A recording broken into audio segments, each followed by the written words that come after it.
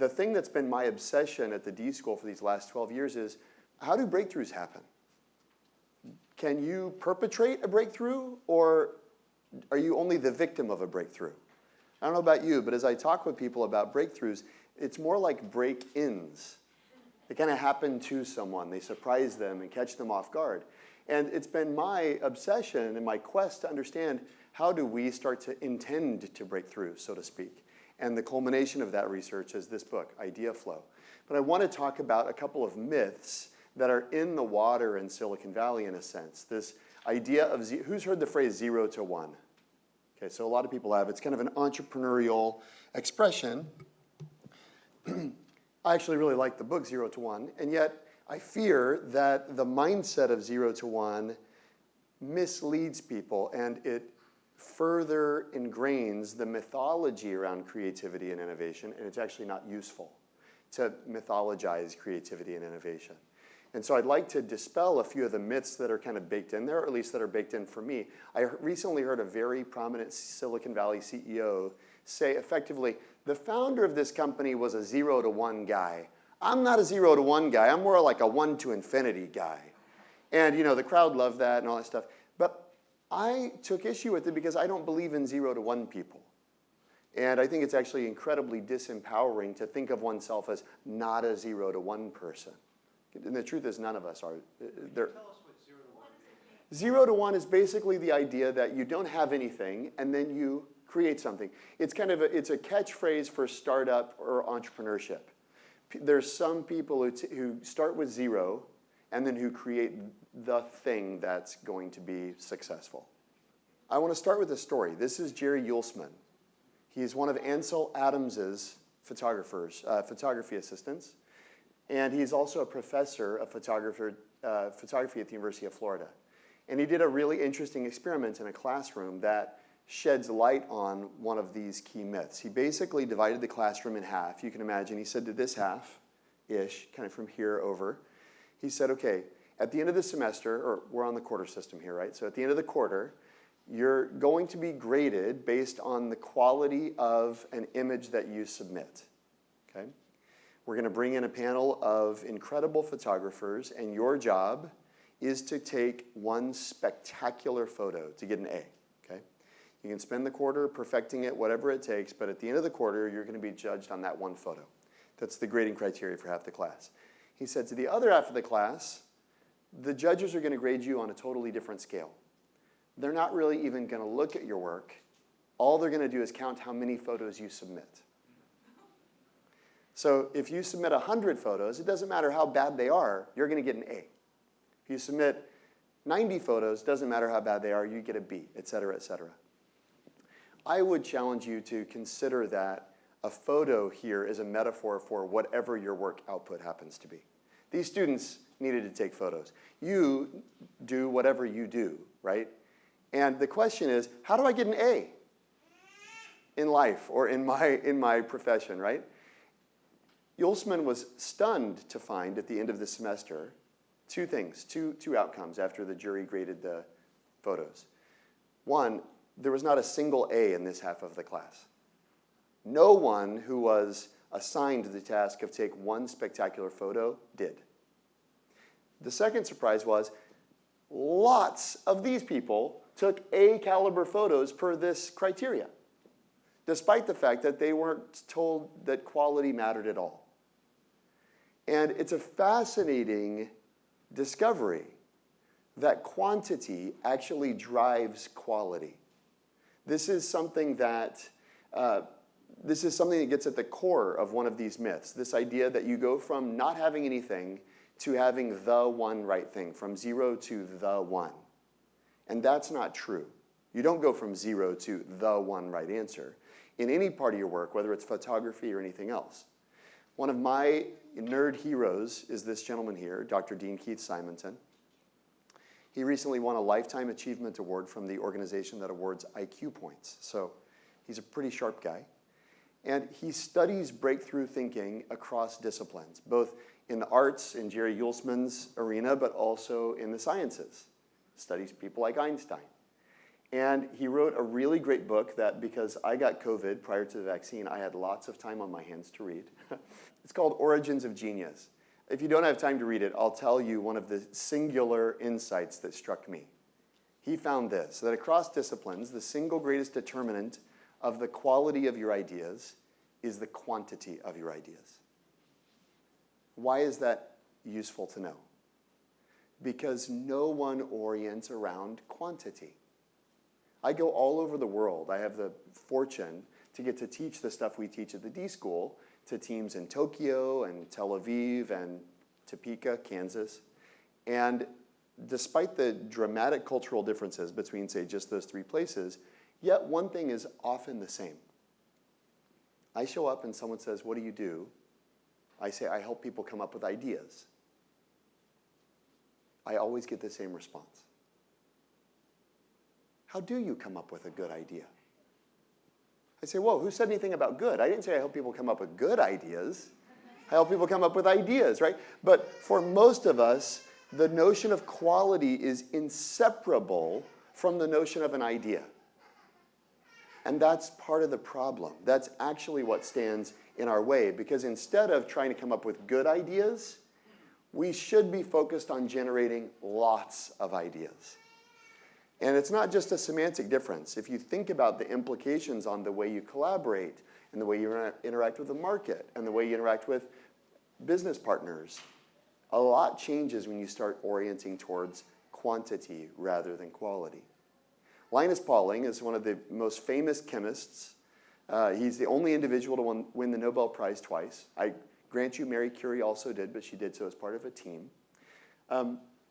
This is what he said when someone asked him. By the way, he was neck and neck with Watson and Crick in discovering the double helix structure of DNA. So he would have had a third Nobel had he done that first. And someone asked him, Linus, I suppose they called him that, I don't know. Linus, how do you have so many good ideas? And this is what he said. But here's my question for you, and I'll put some books on it. But think about it for a second. How many is a lot? We're going to just ask everybody. Okay, go ahead. Infinite, okay, that's good, yes? Yeah, I'd say continuous. Continuous, okay. 50. As many as you can. Okay. 10, okay, great, that's great. Are we talking about how to solve one singular idea? Yeah, so you're asking what's the basis of this definition. So this research, I would say, think about commercial success. If you want to get to a commercially successful outcome, how many ideas do you need to have to get started? Yes? Okay, 25. 25? 100? 1,000. 1,000, okay. 500? 12? 80? 10,000. 10,000, okay. 100? 7? 5? More than one. I love that, more than one, by the way. That's great. Yeah? 150, yes. 42. Oh, I love the precision there. Not 41, not 43. Yeah. 30, okay. So this is, I was in a global meeting of the senior-most partners of one of the largest consultancies in the world. There are 300-ish people gathered at tables of 8 all around this ballroom. And I gave the challenge. I said, the event organizer, which I didn't have control of this, but I said, they're going to give you a special prize if you get this right. Your job as a team of 8 is to get it right. Luckily, I think they had like Bose headphones or something. So they're going to give a table Bose headphones, whoever got closest. And I went around the room and I asked this question. And I think the mode, not that I'm a statistician, but I like to refer to a mode every now and then. The mode response was something like 20. And then except at the very front, of course, the center table in the front, the chairman of the board is there. And he stood up and said, 1. You need one good idea, And it was really hard to show him the research after that, right? Because the truth is, you need a lot more than you think you do. And for most people, it's multiple orders of magnitude more. There are a couple people who guessed, I heard 1,000 and a 10,000, which you come collect your prize. Although 10,000, I think, is technically farther than 42. So, but it's a lot more than you think. This is some research that Bob Sutton and Andy Harganon conducted as they studied the toy lab at Ideaflow. And they had about 2,000 ideas to get to about 100 prototypes. And about 100 prototypes converted to about 5 sales in market, or 5 products on the shelf. And of the products on the shelf, about 1 ultimately was long-term successful. Okay? And you might say, okay, a toy lab. But I would say, actually, you look across domains and this pattern recurs in nature, right? In pharmaceutical discoveries, it's more like 10,000, right? James Dyson made 5,126 prototypes of the bagless vacuum before it worked. It worked on the 5,127th version, okay? The head of Taco Bell's food lab said she tried over 2,000 variations of the Doritos Locos taco shell before they got it right, okay? You go, that's just mind-blowing, right? But the point is, I actually think the truest answer, I don't know who said it, but it's more than you think you need. It's a lot more than you think you need. And when you realize that what you need is more, a lot of things change. One of my favorite, this is an aside, one of my favorite definitions of creativity comes from, we have a K-12 lab at the D.school. And they work with educators and administrators of K-12 departments around the world. And there's a young girl in 7th grade in Ohio. Her teacher asked, what is creativity? And she put on a Post-it note, creativity is doing more than the first thing you think of. I think it's incredibly insightful for a number of reasons, which we can go into maybe during Q&A if somebody wants to know. But the point is, do more than you think you need. That's the essential message here. And so if the myth is innovation is about going from 0 to the 1, what's the truth? The truth is innovation is about coming up with lots and lots and lots of ideas. Not just having the one, but having lots. And that is the core premise of the book, is how do I orient myself towards volume? That's the operative word being flow, idea flow. How do I orient myself, my life, my team, my organization to a volume of ideas, right? But I said I had 2 myths that I wanted to dispel. So I'm going to quickly mention the other myth as well. The second myth is if you think about innovation, and there's kind of the quintessential innovator here. You can picture yourself, Steve Jobs, right? People often advocate this idea of focus. It requires 1,000% focus, everything you got, right? And Steve Jobs famously said, innovation is saying no to 1,000 different things. And people love that quote. I love that quote. I think it's great. But it's important that we don't misunderstand it. I was talking to my friend Greg McEwen, who wrote a book called Essentialism. It's a very popular book. He taught with me long before he was famous. So he'll still talk to me on the phone, but he doesn't teach anymore because he's kind of, he's a very popular author now. And Greg and I were talking on his podcast the other day, and I was talking about the idea ratio that I just showed you, and he said, Jeremy, I wrote Essentialism. I referenced Steve Jobs saying you got to say no a lot all the time because that's the Essentialist manifesto, say no. But he said, I realize I've been putting the emphasis on the wrong place. He said, I'm always emphasizing how Steve Jobs says no. But talking with you about the idea ratio, he said, I realize that's not the first thing. The first thing is he had 1,000 things to say no to. That's what we don't understand. When we think of Steve Jobs, we think of disrupting categories. We think of reinventing. We think of customer delight, right? But here's what Johnny Ive said. Sir Johnny Ive, in his memorial to Steve Jobs at his passing, said every day Steve and I would have lunch. And every day Steve would say, hey, Johnny, want to hear a dopey idea? Do you think, when I put up the picture of Steve Jobs, did you think, what a dope? None of us do, right? We think of disruption. We think of redefining categories, right? But Steve Jobs knew what it took. Johnny said most of the idea, they were truly dopey ideas. Said most of the time, they were terrible, but every once in a while, they took the air out of the room and left us both breathless in wonder. I won't try to impersonate him anymore, right? I haven't been knighted yet, so I can't do that. But the point is, Steve Jobs knew what very few of us do. If you want to get to delightful, you've got to be willing to be dopey.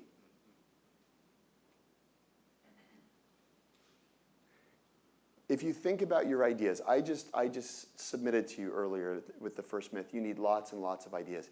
And immediately what most people think is, how do you have lots and lots of good ideas? And again, I would say, who said anything about good?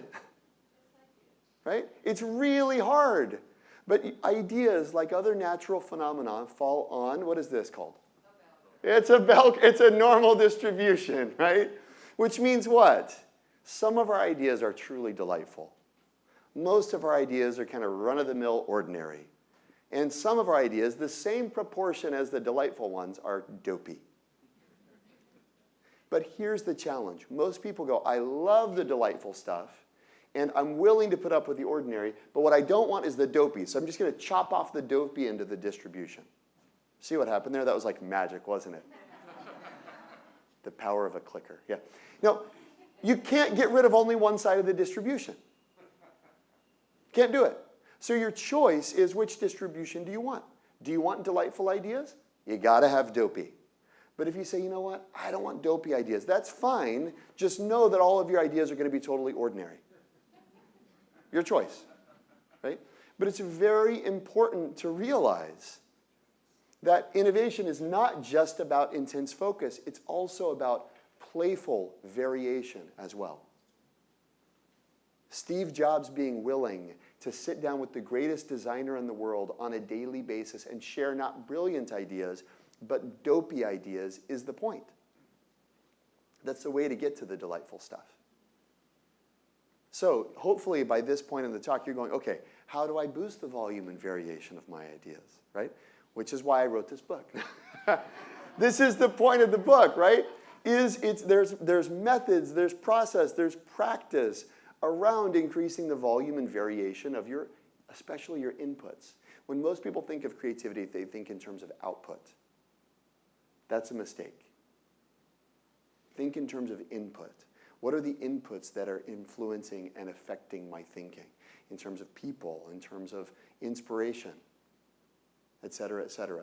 We've got a free chapter on the website now, if you want it. It's called How to Think Like Bezos and Jobs. Because very simply, I'm going to say probably the most obvious thing you're going to hear this weekend at Alumni Weekend. The thing that makes breakthrough thinkers different is how they think. And how they think is a learnable skill available to us all. And it's incredibly helpful to realize that. But here's the thing I want to say. Don't be afraid. If you start thinking about volume and variation, it can start to be overwhelming, right? Because we can think, if an idea is like a tiger, how do I have a tiger? How do I have thousands of tigers, right? That can seem very intimidating because idea, again, the very root word is so shrouded in mystery that if I asked you to define it, how would you do it? Just think for a second. I have 4 daughters, one of whom is 5. I've read research that suggests that a 5-year-old girl asks more questions than any other human being on the planet. And I can tell you it's true. It's incredible. And now that she's lost her 2 front teeth, it's just like the questions just like, where do they go? When are they coming back? What do I do? Where's the tooth fairy live? You know, all this stuff. She asked me, what's an idea?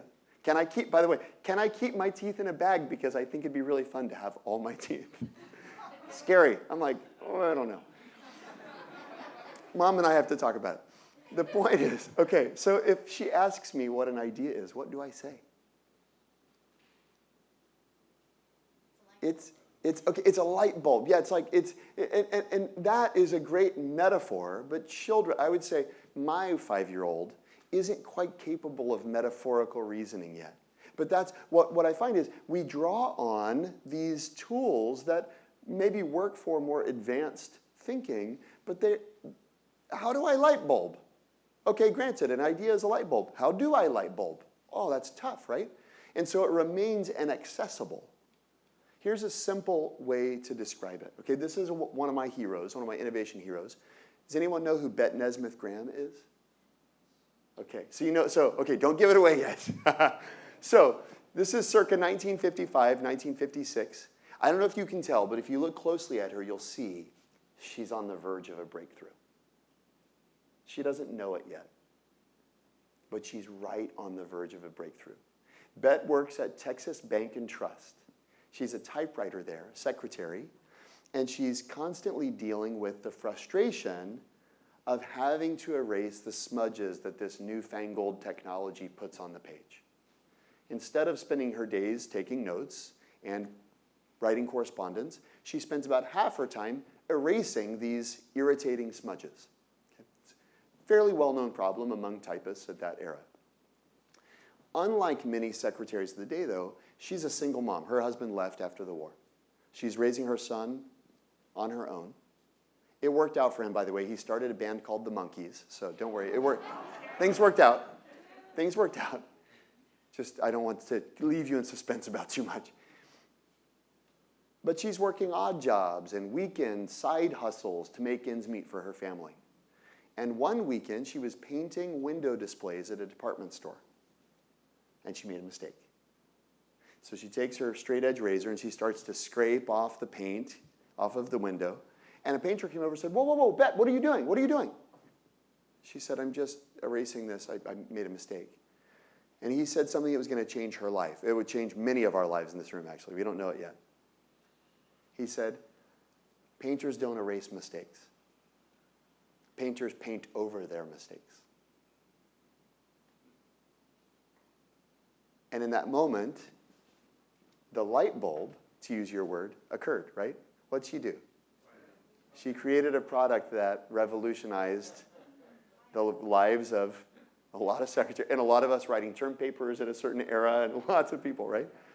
It was a big, big outcome. And by the way, she had to collaborate with her son's high school chemistry teacher and a local paint store employee.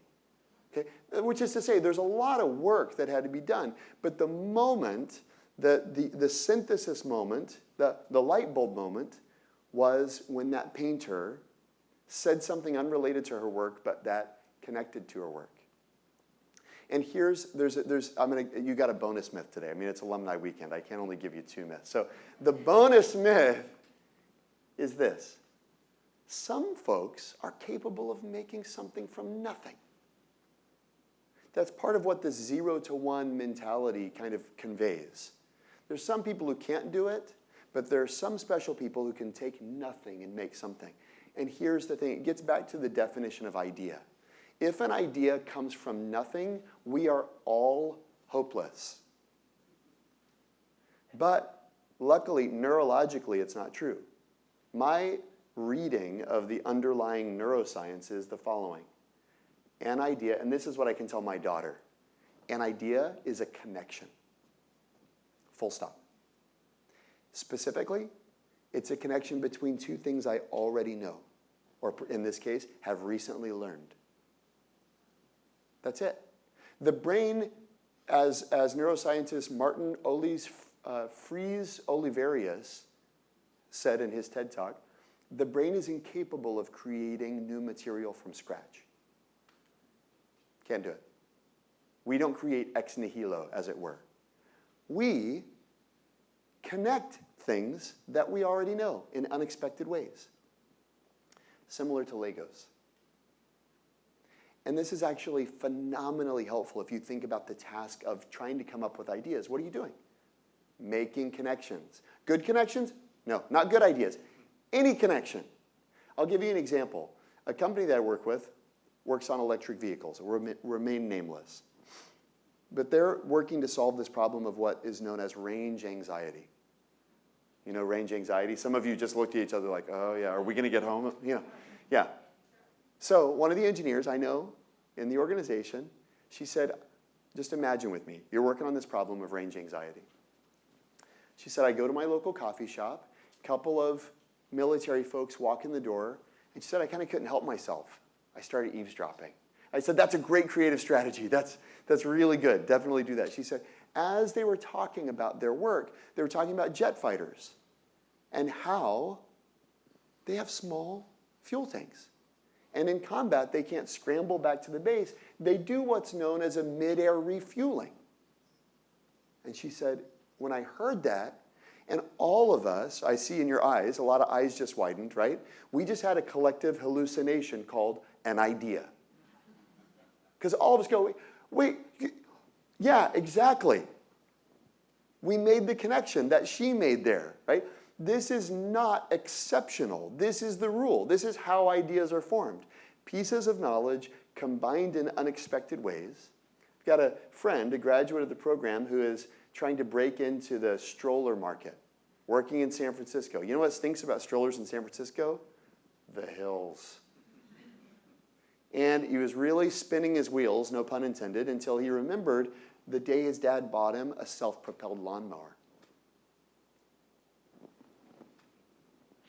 Right? We're just doing that, right? Oh, yeah. That's what's happening when you have an idea. It's a connection between two things you hadn't thought about connecting before. And this is something you can practice. It's something you can get better at. That's the good news. Nobody makes something from nothing. And just like Bet Nesmith Graham didn't, neither do we. Right? One of the most famous assignments at Stanford for the last, call it 60 years, is an assignment Bob McKim gave design students. It predates design, but Bob McKim was a progenitor of the design program. And he would encourage students to keep a bug list. This is long before computer programming entered common parlance. What was he telling students to do? Write down the things that bother them. If it bugs you, write it down. Because what did he know? It's an incredibly rich source material for ideas. They're Lego pieces, right? And if you keep a bug list, what are you doing? You're gathering Lego pieces. And if we start to collaborate, what are we doing? We're bringing our Legos together, right? We have the opportunity to, potentially. But it's a really simple thing that you can do. You can keep a bug list. And many students' senior thesis project and graduate thesis project came from things they realized bothered them. And they realized, if it bothers me, I can do something about it. I can actually think about solving it. And then what you have to do is you have to look out for connections. And the looking is really important. Carl Dunker ran a fascinating experiment called Dunker's radiation problem. And it requires insight to be able to solve it. And one of the things that he found is about 10% of the population could solve the problem. It was a very, very complicated problem. But if he gave analogies, the number increased to something to like 30 to 40%. The analogies helped. But here's the thing. When he told people, consider how the analogy has bearing on the problem, all of a sudden over 80% of people can solve it. Which is to say what? If you aren't looking, you don't make the connections that are available to you. You actually have to look. Great example of this is one of my innovation heroes. Anybody know who this is? Bill Bowerman, that's right, co-founder of Nike. He was Oregon's track and field coach. He was also the U.S. Olympic track and field coach. And he is famous for kind of a light bulb moment, to use your word. Anybody know the Bowerman light bulb moment in the history of Nike? What's that? The waffle shoe. Yeah, you go, wait, waffle shoe? Yeah, waffle shoe. And if you're not familiar with the story, shout out to his wife Barbara here. She's making breakfast. He's sitting at the kitchen table, and like any good engineer, he's watching her, and he thought, I should pour polyurethane in that. Yeah. And he did, and he ruined her waffle iron, But several iterations later, he ended up with the waffle trainer, which was Nike's first major advance in the athletic category.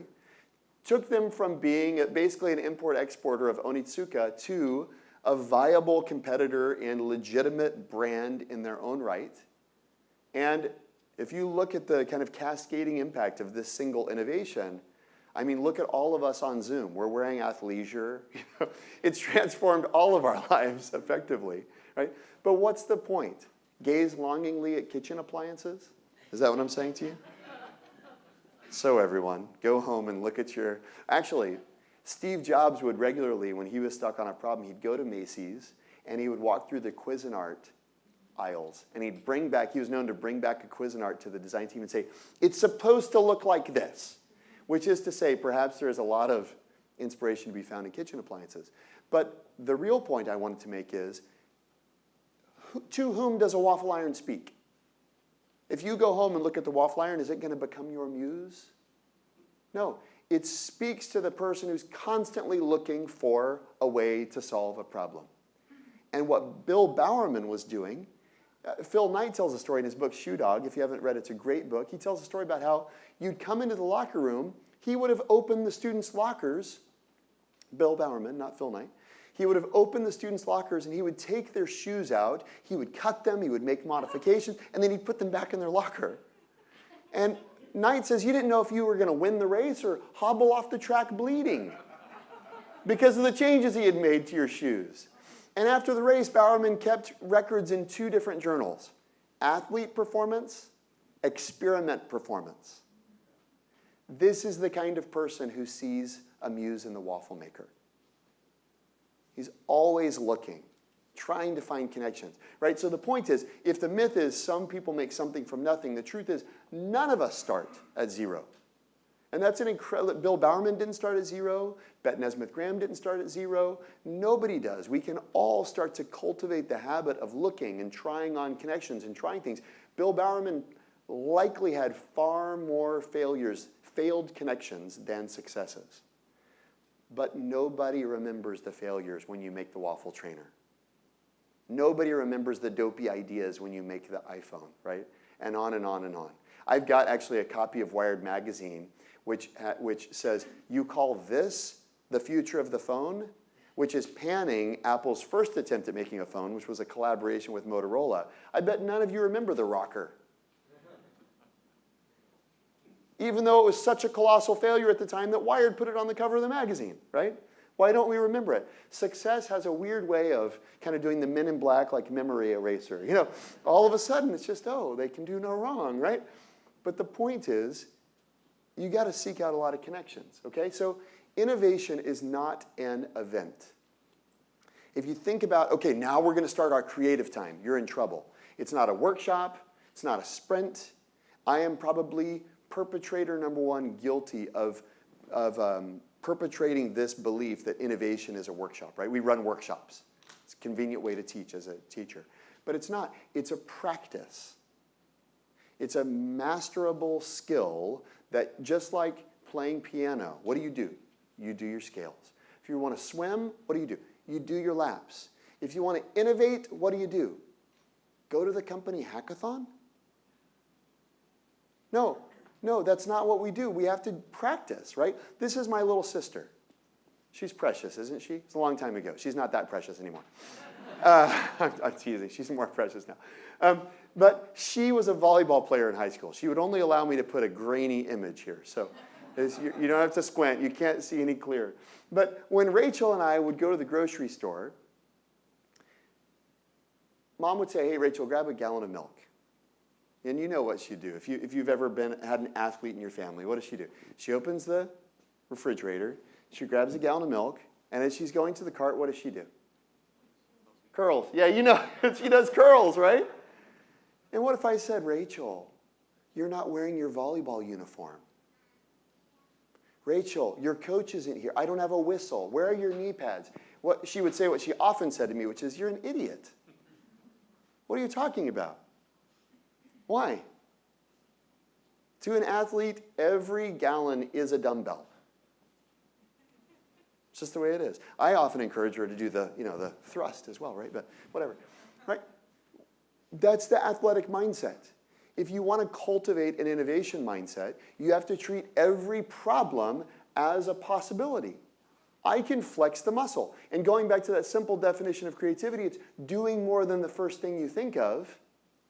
Then a simple way to think about practicing creativity is, what's another idea? That's practice. That's it. And what we realize is we're often looking for the one right answer. It's called the Einstein bias.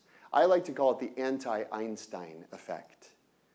But basically what many researchers, Abraham Lutyens in 1942, all the way to researchers at Oxford more recently, have identified that when we find a solution to a problem, we cease looking and we're blinded to see better solutions. There is no empirical evidence that suggests the first solution we think of is the best. And yet it's called satisficing. We often settle on the first solution we find. You know why? Because it takes work, just like curling a dumbbell. Come up with another idea, but I already have that one. Well, if you have an innovation mindset, you'll say, yeah, I'll do another one. And what if I do another one? Very few of us are mathematicians in this room, which is to say what? Most of the problems we face don't have only one right answer. There are many right answers. And even mathematicians that I know tell me that math problems have more than one right, which is just like mind-boggling, right? But most of the problems we face have lots of potential answers. And if we recognize that our tendency is just to take the first one we think of, and we recognize that the practice mindset is one of volume. Shift the goal. It's not come up with the right answer. We call it doing a daily idea quota, where every day you say, where am I looking for the right answer? Which, could be like, what's the subject line to this email? How should I open this presentation? How should I give this piece of feedback? Can be anything. Implicitly, we're always looking for the right answer. How do you come up with a good idea, right? That's what we're thinking.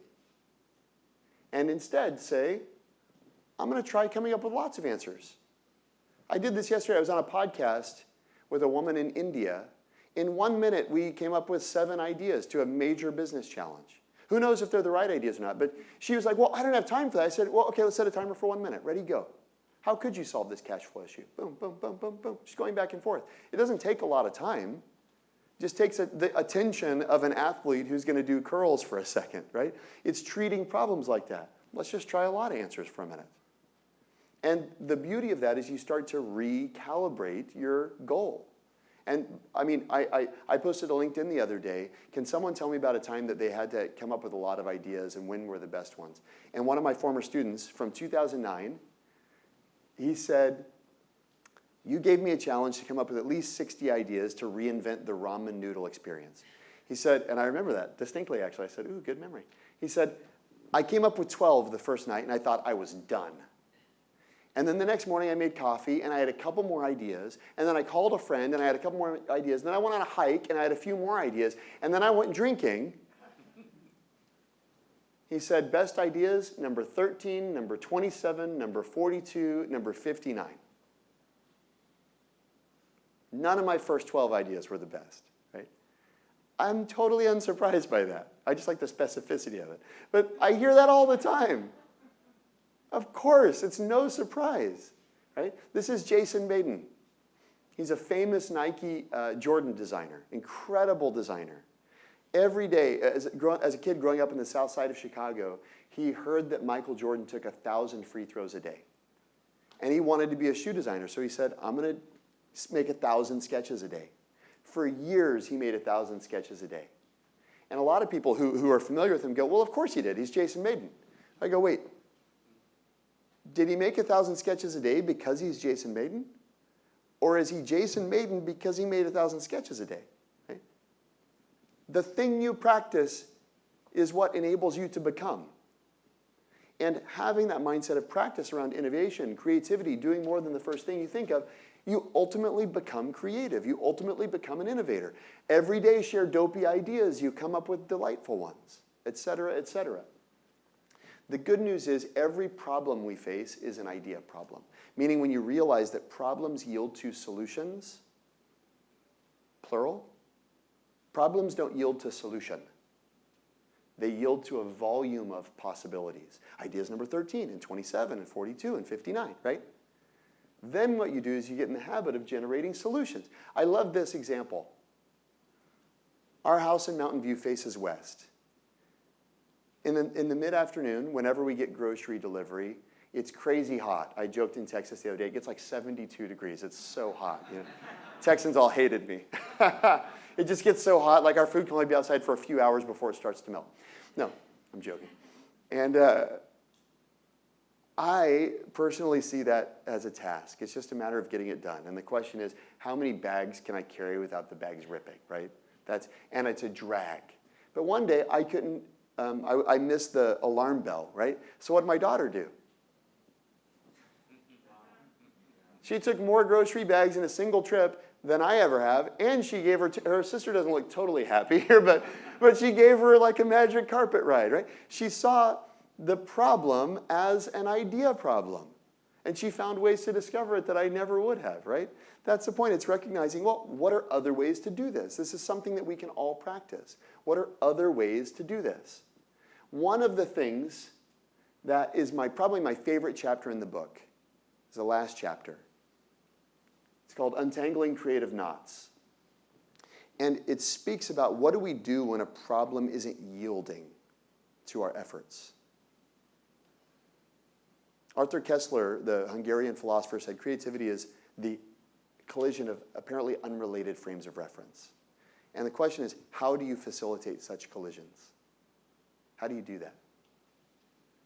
Two of my favorite thinkers, Danny Kahneman and Amos Tversky. Tversky was here at Stanford. Kahneman won the Nobel Prize on their behalf recently. Tversky was asked once, how do you and Danny come up with so many incredible designs for experiments? You know what he said? The secret to doing good research is to always be a little underemployed. You waste years by not being able to waste hours. And I think it's very important in this day and age where we're always on, where we're hyper-efficiency oriented, to realize sometimes the key to untangling a creative knot is to do something different. It's not to keep doing the email or stay on Slack or stay in the spreadsheet. You know what Einstein did when he was stuck? Pick up his violin. You know what Joyce Carol Oates does when she's stuck? She said, there's always an idea waiting for me on the hill behind my house if I just go up and get it. That's a very poetic way of saying she takes a walk, right? This is Claude Shannon, the father of information theory. He literally discovered that you can encode information in zeros and ones. Probably the most influential thesis paper ever written. And at Bell Labs, when he was stuck, no kidding, he would do this. He would juggle on his unicycle. You can't make this stuff up, people. Maya Angelou requires that she work in a messy space. She won't work in a clean space. She says, it throws me. Edison took naps in his thinking chair. Okay? So did Salvador Dali, right? But the point is, innovation's not about efficiency. It's about effectiveness. And the tools that are available to us to be more effective are very different than the tools and mindsets around hyper-efficiency. And when you're stuck on a problem, sometimes what you need to do is think about, how can I be more effective? Recognizing our default mindset is always efficiency. A very kind of like a famous study of creativity is conducted by Donald McKinnon. He was a World War II spy master who became obsessed with the question of creativity and productive creativity. Just in the interest of time, I'll tell you the punchline. He studied world-renowned architects, and he found that the most eminent architects delayed decisions. Interestingly, they were inefficient, yes. They procrastinated, yes. He tells a story about how Frank Lloyd Wright famously took 2 naps a day while not working on Falling Water. It wasn't until the client actually called saying, I'm coming to the office, I have to see drawings, that Frank Lloyd Wright approached the drafting table. This probably drives efficiency-oriented individuals crazy, right? But what wildly productive breakthrough thinkers know is that sometimes you have to work different. And that's so important to us in this day and age. Like, if you think about the psychology of creativity, here's a very simple 4-step model. Preparation, incubation, illumination, validation. Incubation is where the money gets made, so to speak. It's the most overlooked step today because we don't have any time to marinate. We don't have any time to incubate. But imagination demands space to sometimes make synthesis of these new connections. And so next time you're stuck on a challenge, think about working different. You know, you think about Frank Lloyd Wright, napping is working different. You think about playing the violin, it's working different. You think about going on a walk up the hill, it's working different. You think about juggling or playing ultimate or whatever you like to do, it's working different. And on and on and on and on. We have to have a new language to say, it's not that I'm not working, I'm working differently now. Because this is what effective creativity demands if I want to solve this problem in a meaningful way. I try to write about these things every single day. Sometimes I get a little bit behind, sometimes I get a little bit ahead. But I try to write about these things every single day. You're welcome to follow on my blog. It's totally free. And I would love to connect with you on LinkedIn as well. If you want to stay in touch, but I would love to answer any questions and have conversations with you. I try to share stories of innovators and things like that there. Thank you, everybody.